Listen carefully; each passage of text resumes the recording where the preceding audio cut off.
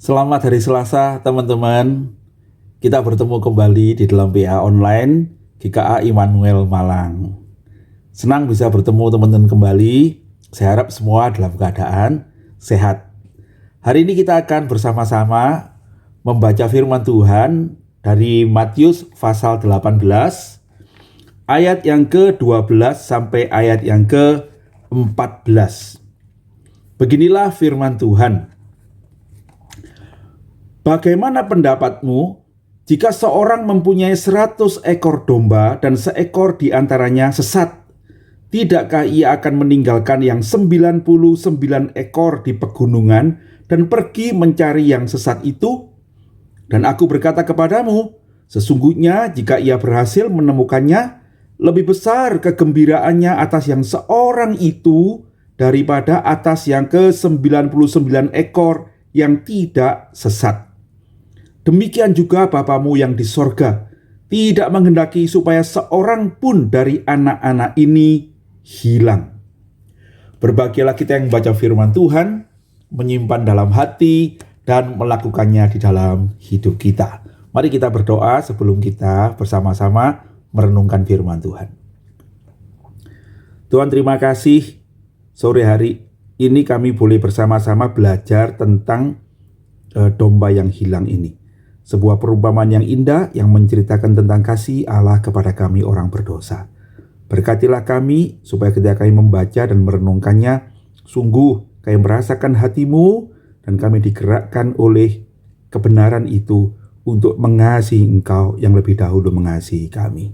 Tuntunlah kami di jalan yang benar, demi Yesus Kristus Tuhan dan Juru Selamat kami yang hidup, kami berdoa dan mengucap syukur.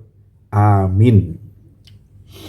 Nah, saudara-saudara sekalian, bagian firman Tuhan yang kita baca ini masih meneruskan dari cerita tentang Tuhan bertemu dengan murid-muridnya di Kapernaum dan kemudian berbicara tentang anak-anak itu. Ya, dari pelajaran yang lalu kita mengerti betapa Tuhan mengasihi anak-anak itu dan penting sekali bagi Tuhan tentang anak-anak itu yang juga melambangkan tentang orang-orang yang rendah hati di hadapan Tuhan.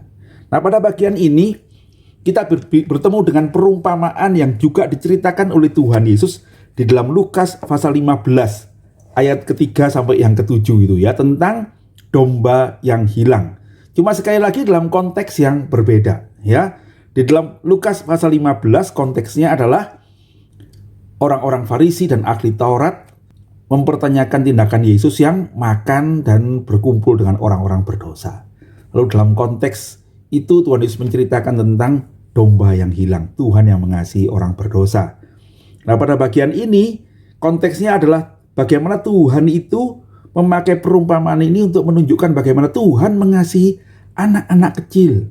Dari sini kita akan mengerti betapa sungguh Tuhan itu mengasihi orang-orang yang tidak berarti. Ya. Nah, pertama-tama saudara-saudara, kalau kita membicara tentang domba yang hilang, kita harus mengerti bahwa sesungguhnya orang-orang Israel itu adalah peternak-peternak yang tangguh ya.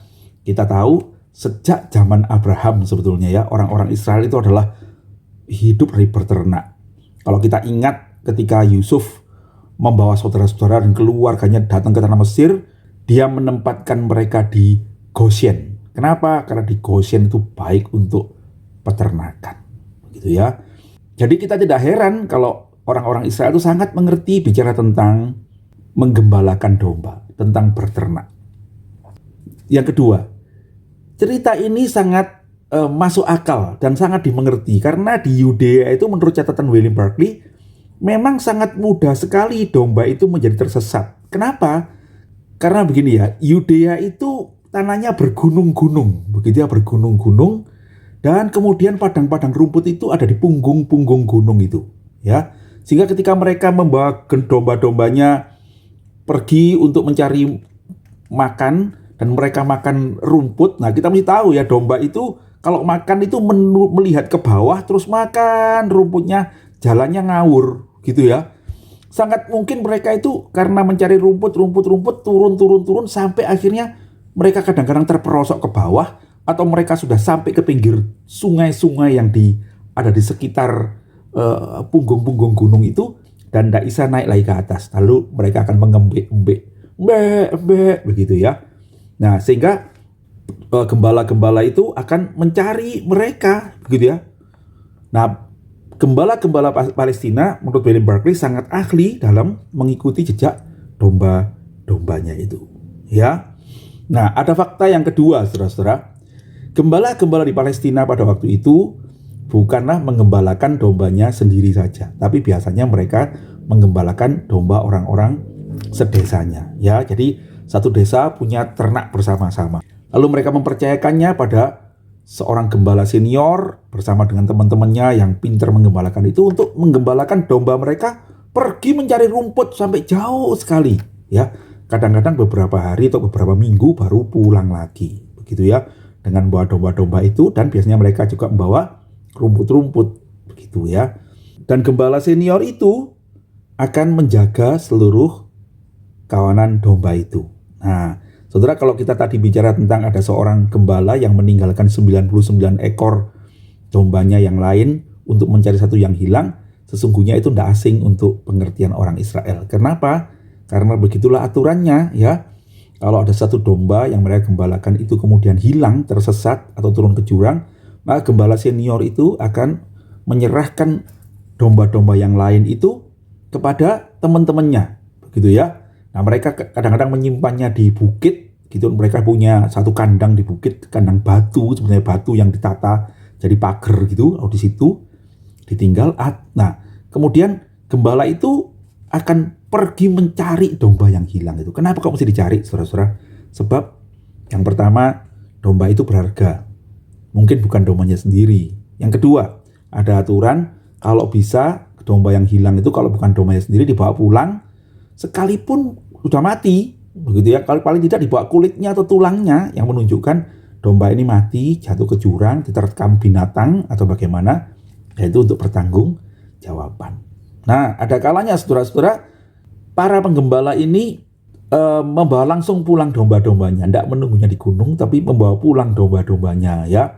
Cerita katanya kalau mereka membawa pulang domba-dombanya, maka orang kampung akan menyambut mereka, sesungguhnya menyambut domba-dombanya mereka sendiri gitu ya.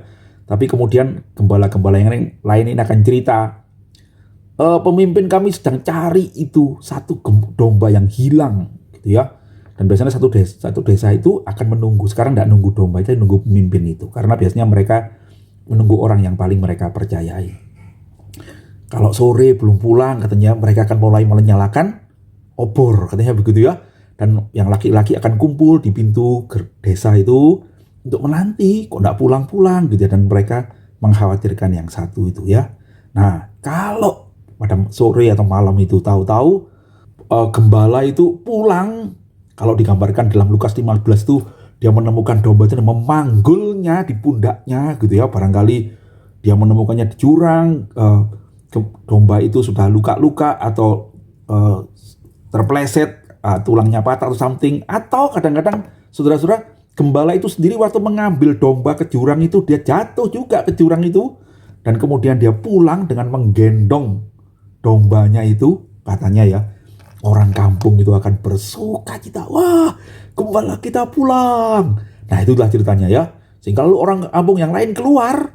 Dan kemudian gembala itu akan datang. Dan dia akan menceritakan bagaimana dia menyelamatkan domba itu. Ya.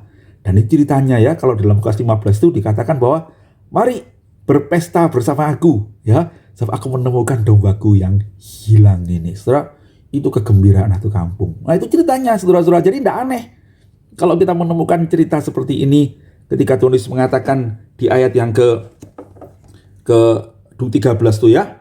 Sesungguhnya jika ia berhasil menemukannya, lebih besar kegembiraannya atas yang seekor itu daripada atas ke-99 ekor yang tidak sesat.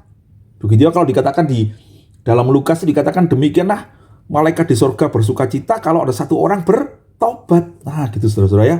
Nah itu yang terjadi. Nah ini menggambarkan betapa Kristus Yesus itu, Sang Gembala Agung itu, datang mencari kita orang berdosa. Dia mencari kita dan menyelamatkan kita. Dan keselamatan menimbulkan sukacita di sorga. Saudara-saudara, ada beberapa hal yang ingin saya ajak saudara renungkan hari ini ya, tentang ini. Saya tidak akan berpanjang-panjang, saya akan buatnya sederhana aja. Poin yang pertama, saudara-saudara, inilah kekristenan. Sesungguhnya Kristen itu berbicara tentang Allah yang mencari manusia, bukan manusia yang mencari Allah. Ya, Allah orang Kristen itu bukan Allah yang di sorga memberikan kita perintah-perintah agama yang bagus-bagus, lalu dia mengatakan kerjakan itu semua. Kalau kamu berhasil melakukan apa yang baik itu, aku akan berimu hadiah. Gitu ya. Tapi kalau kamu tidak bisa, kamu masuk neraka. Saya akan menolong gitu. Tetapi saudara-saudara, firman Tuhan mengatakan berbeda. Tuhan Yesus mengatakan, akulah gembala yang baik, dan gembala yang baik itu mati untuk domba-dombanya. Itulah gambaran yang dikatakan Tuhan Yesus tentang gembala yang baik. Ya, perumpamaan yang dia suka pakai. Bagaimana dia menggambarkan Allah itu turun dari kemuliaannya dari sorga. Untuk apa? Untuk mencari domba yang hilang itu. Saudara-saudara, Allah yang mencari manusia. Saudara, itu yang membuat saya itu jadi orang Kristen. Sebab saya tahu, saya orang berdosa. Saya tidak mencari Tuhan. Tetapi Tuhan yang mencari saya, orang berdosa itu. Dia yang menyelamatkan saya. Ya, dia yang menyelamatkan saya. Yang kedua, saudara-saudara, kebenaran ini juga memberitahukan kepada saya betapa bahwa Tuhan itu mengasihi saya secara pribadi. Saudara pasti tahu cerita saya ya. Waktu saya SMA, saya pernah ikut persekutuan dan kakak pembimbing saya itu mengatakan, manakah yang lebih besar, dunia atau Tuhan? Wah, lalu katanya, ya Tuhan dong yang lebih besar ya. Dunia itu ciptaan Tuhan. Oke, gitu ya. Kalau satu titik dari dunia itu diperbesar, itu ada planet-planet, ada galaksi-galaksi katanya gitu ya. Nah, kalau galaksi-galaksi diambil satu, ada yang namanya galaksi Bima Sakti ya. Nah, galaksi Bima Sakti itu ada 5 miliar bintang gitu ya. Salah satu bintang itu namanya matahari. Ya, jadi kalau diambil salah satu dari 5 miliar itu jadilah tata surya kita, matahari dan planet-planetnya gitu ya. Dan kemudian kalau diambil satu planet namanya planet bumi. Bumi itu kecil enggak? Atau besar dibandingkan dunia? Wow, kecil sekali gitu ya. Satu titik dari dunia itu namanya galaksi Bima Sakti. Satu titik dari galaksi Bima Sakti yang 5 miliar bintang itu adalah matahari. Dan bumi itu adalah planet nomor 3 kali ya, yang terkecil dari seluruh planet di matahari. Dan di dalam bumi itu ada kira-kira berapa sekarang? 7 miliar orang begitu ya. Dan salah satu namanya si Tikyo ini ya. Nah saudara-saudara, tetapi Tuhan berkata, aku mengasihimu Tikyo, dan aku mati untukmu. Saudara, itulah gambaran betapa Tuhan itu meninggalkan yang 99 dan mencari satu yang hilang. Artinya apa? Tuhan mengasihi kita seorang demi seorang. Ya, pribadi. Sungguh indah cerita itu. Bukan cuma Tuhan mencintai orang seorang demi seorang, tetapi sungguhnya Tuhan itu mencintai si Tikyo yang berdosa. Saudara-saudara, siapa Tikyo itu? Oh, si Tikyo itu orang berdosa. Bukan orang baik. Ya, bukan emas. Tetapi itu kotoran. Bukan cuma kotoran, tetapi sesungguhnya itu orang berdosa dalam arti apa? Saya melawan Tuhan. Saya menentang Tuhan. Tetapi Tuhan mengasihi kita orang berdosa. Itu gambaran tentang gembala yang mengasihi domba. Saudara-saudara, domba-domba itu domba-domba yang bodoh. Domba-domba yang gampang tersesat. Domba-domba yang tidak mau diatur, yang jalan sendiri. Tetapi ketika dia tersesat dan hampir mati, maka gembala itu mencarinya dan dia menemukannya. Saudara-saudara sekalian, kita bersyukur kepada Tuhan ya. Begitulah seorang gembala itu menemukan kita masing-masing sekalipun kita ini orang berdosa. Itu sebabnya di dalam kisah ini, di dalam Matius pasal ke-18 ayat 14 ini dikatakan, demikian juga Bapamu di sorga tidak menghendaki supaya seorang pun dari anak-anak ini hilang. Anak-anak itu gambaran seorang yang lemah. Ya, anak-anak yang tidak tahu apa-apa. Seorang yang biasa tersesat. Tetapi Tuhan tidak menghendaki satu pun hilang. Dia meninggalkan kemuliaan untuk mencari kita orang berdosa. Nah, yang terakhir saudara-saudara, Tuhan itu bersuka cita kalau orang berdosa itu bertobat. Apa sukacita kita sebagai gereja Tuhan, sebagai umat Tuhan? Apa kita bersuka cita kalau ada orang berdosa bertobat? Apakah kita seperti Tuhan mencari orang-orang berdosa? Atau kita merasa direpotkan dengan orang-orang berdosa itu? Timbang nanti ngaco di gereja, wis gak usah masuk wis. Gitu ya. Kita kumpul sendiri sama-sama orang-orang baik aja. Saudara-saudara sekalian, Tuhan berkata, engkau mesti mencari, engkau mesti menjaga anak-anak itu supaya jangan terhilang. Saudara-saudara, Tuhan mengorbankan anaknya supaya kita selamat. Seberapa banyak kita berkorban untuk keselamatan orang-orang berdosa. Saya tidak mengharap saudara mengorbankan anak saudara, atau saya mengorbankan anak saya, tidak. Yang jauh lebih sedikit dari anak saja dah. Berapa banyak persembahan yang kita berikan untuk menolong orang-orang berdosa, untuk mendukung pelayanan misi, untuk menyelenggarakan kebaktian anak sekolah minggu kita, untuk mensupport orang-orang yang melayani, mencari orang-orang yang berdosa itu. Saudara-saudara, pikirkanlah itu ya. Kalau kita mengerti hati Tuhan ini, hati yang mengasihi kita, hati yang menyelamatkan kita, betapa kita harus belajar hidup seperti itu juga, untuk mengasihi dan menyelamatkan sesama kita. Gitu ya. Tuhan Yesus mengajarkan ini pada murid-muridnya supaya mereka mengerti hati Tuhan. Tuhan Yesus mengajarkan ini pada orang-orang Farisi dan orang Saduki pada waktu itu yang komplain karena dia kumpul sama orang berdosa, untuk membuat mereka mengerti juga hati Tuhan. Dan saya kira kalau hari ini kita belajar bagian ini, Tuhan juga ingin kita mengerti hati Tuhan. Apa yang penting untuk Dia, apa yang mesti kita lakukan untuk menyenangkan hatinya. Saudara-saudara, kiranya Tuhan menuntun kita, Tuhan menolong kita. Kiranya kita dituntun untuk membawa kebaikan Allah, kasih Allah pada sesama kita, orang-orang berdosa itu. Tuhan kiranya memberkati kita.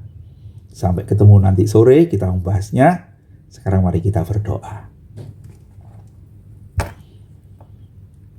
Bapa yang di surga, terima kasih untuk firman Tuhan yang indah. Terima kasih untuk perumpamaan domba yang hilang ini. Domba yang hilang itu adalah kami. Dan Engkaulah gembala yang baik yang menemukan kami orang berdosa ini. Sekarang Engkau mengajarkannya kepada kami supaya kami mengerti bagaimana Engkau mengasihi kami, dan memberitahukan kepada kami bagaimana Engkau juga mengasihi orang-orang yang berdosa di sekitar kami. Supaya kami mengerti hati Tuhan, dan supaya kami bersama-sama dengan Engkau menjangkau mereka, mencari mereka yang hilang. Tuntunlah kami ya Tuhan, pimpinlah kami untuk melakukan apa yang Engkau kehendaki, pimpinlah kami untuk mengerti hati-Mu, tuntunlah kami untuk berjalan dalam kebenaran-Mu. Demi Kristus Yesus, Tuhan dan Juru Selamat kami yang hidup, kami berdoa dan mengucap syukur. Amin. Sampai ketemu nanti sore teman-teman. Tuhan Yesus memberkati.